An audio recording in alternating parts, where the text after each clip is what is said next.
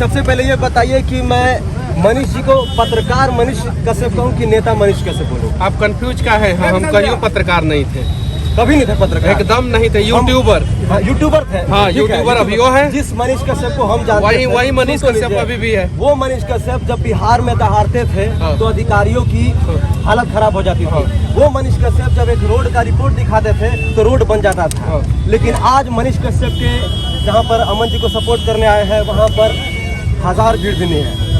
ये हजारीबाग है भाई, और गर्मी का दिन देखिए कितना है, 1 बज रहा है।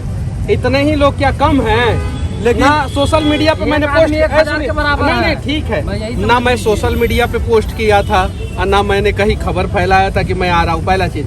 दूसरा चीज, पिछली बार जब मैं हजारीबाग आया था जेल जाने से पहले, उससे ज्यादा भीड़ इस बार है, उससे ज्यादा भीड़ इस बार है। और सुनिए, आप नहीं जानते हैं शायद से, आप अपना जानकारी दुरुस्त कीजिए। मैं चुनाव खत्म होने के बाद बिहार में PIL फाइल किया हूँ कि बिहार में पुल बार बार क्यों गिर जा रहा है, और मेरा PIL का कल सुनवाई भी है। कल पटना हाई कोर्ट में मेरे PIL का सुनवाई भी है।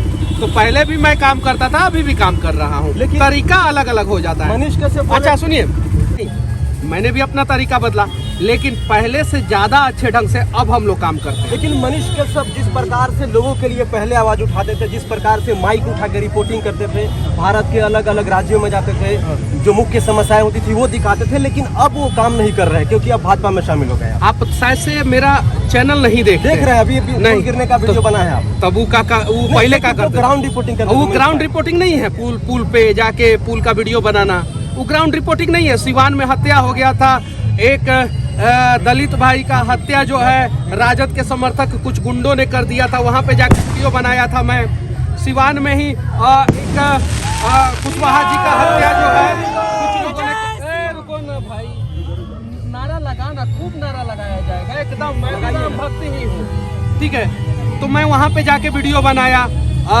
जो श्रेया की हत्या हुई थी वहां पे जाके वीडियो बनाया। अभी अमन बाबा के पास आया हूँ, तो मैं अपना काम कर रहा हूँ। बस जब आपका एक आंख बंद हो जाएगा ना और आप अपने एक आंख से देखना शुरू करेंगे ना, तो उसी हिसाब से मुझे देखेंगे। लेकिन दोनों आंख खुला रहेगा ना, चश्मे हटा के देखिए, आंख पे चश्मा नहीं है लेकिन एक पर्दा लग गया है शायद से, इसलिए आपको लग रहा है मनीष कश्यप आवाज नहीं उठा रहा है। मनीष कश्यप का पर डे 3 से 4 कभी कभी 5 वीडियो पर डे आता है, और पर डे पब्लिक हित में आता है। और बिहार में गरीबों के लिए पेंशन का मांग कौन किया है? सबसे पहले कौन किया है? पेंशन बढ़ाओ, बिहार में गरीबों का 3000 रुपया पेंशन करो, कौन बोला है?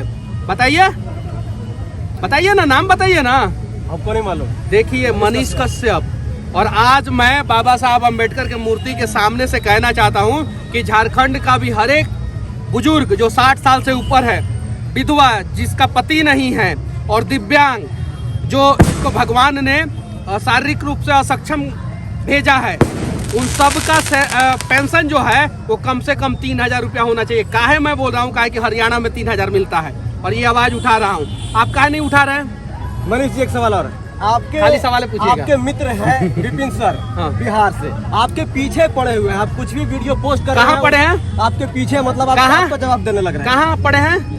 कहाँ पड़े? नहीं, कहाँ पड़े हैं? आपके पीछे ही रहे। नहीं सुन तो लीजिए, मतलब वो ना, वो ठीक है, वो हम आगे देखते हैं, हम आगे अम्बेडकर साहब दिख रहे हैं। देखिए बाबा साहब अम्बेडकर दिख रहे हैं।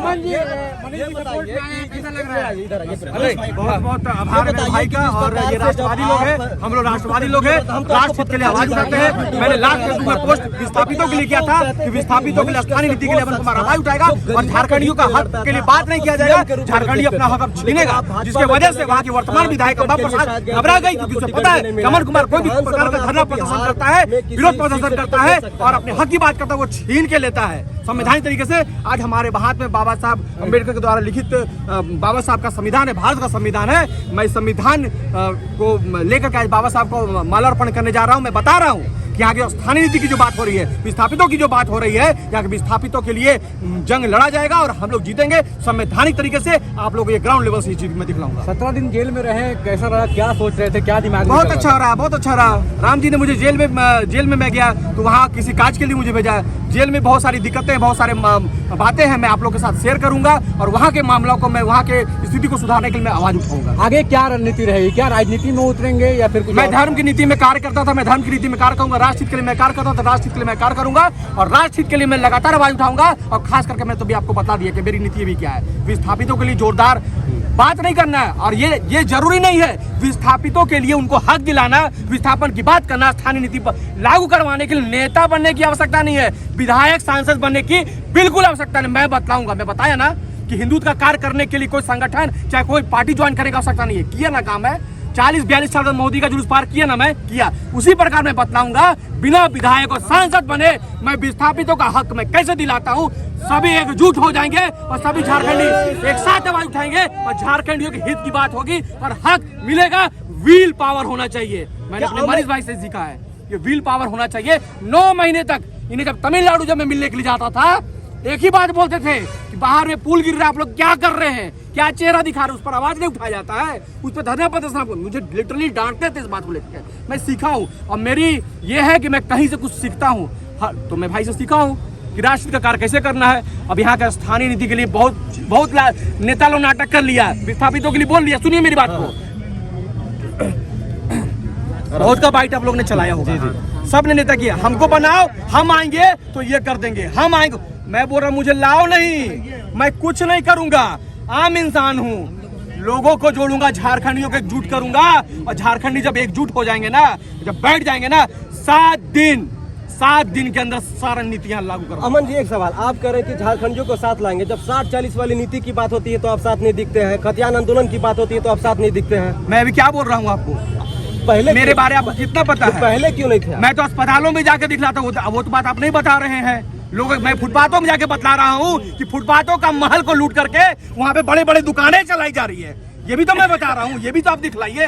बिल्कुल दिखा रहे हैं। नहीं दिखलाया, पहली बार आप भोकाल टीवी हो, मेरे पास पहली बार आया है भाई, आप दिखलाइए ना। मीडिया वाले की गलती नहीं होती है, सुनिए, पहली बार बात हो रहा है, ठीक है, गलती नहीं हो रहा है, ठीक, पहली बार दोनों भाई मिले हैं, आगे दिखलाइए। जरूर मैं मीडिया से कोई नाराजगी नहीं है, मैं बोला पहली बार सुनिए ना, सबका अपना अपना तरीका होता है, अपने अपने तरीके से आप लोग दिखाइए, कोई दिक्कत नहीं। मनीष जी जो है बिहार विधानसभा से चुनाव लड़ेंगे, पूरी तैयारी कर रहे हैं, तो क्या अमन जी भी जो है बड़का गांव सीट पर जो है अपनी दावेदारी पेश करने वाले हैं? हमारे राजा एकमात्र है श्री राम, उनके अनन्य भक्त बजरंग बली है, वो जैसा जैसा हमको करेंगे वो वैसा वैसा करेंगे। मैं बोल दिया, व्हील पावर होना चाहिए, नेता बनने का होता नहीं, व्हील पावर होना चाहिए, और ये व्हील पावर मैं दिखलाऊंगा कैसे स्थानीय नीति लागू होता है। जी, तो आप देख सकते हैं, हम लोग देख सकते हैं किस तरह से जेल से छूटने के बाद पहला प्रक्रिया जो है मनीष कश्यप और अमन जो है हिंदू प्रचारक जो हैं वो निकल के आए हैं। उसके बाद बाबा भीमराव अंबेडकर की मूर्ति का माल्यार्पण करने के लिए यहाँ पे डिस्ट्रिक्ट मोड़ पहुँचे हैं और आप देख सकते हैं अपने समर्थकों के साथ यहाँ पे पहुँचे हैं और पहला रिएक्शन जो उन्होंने दिया है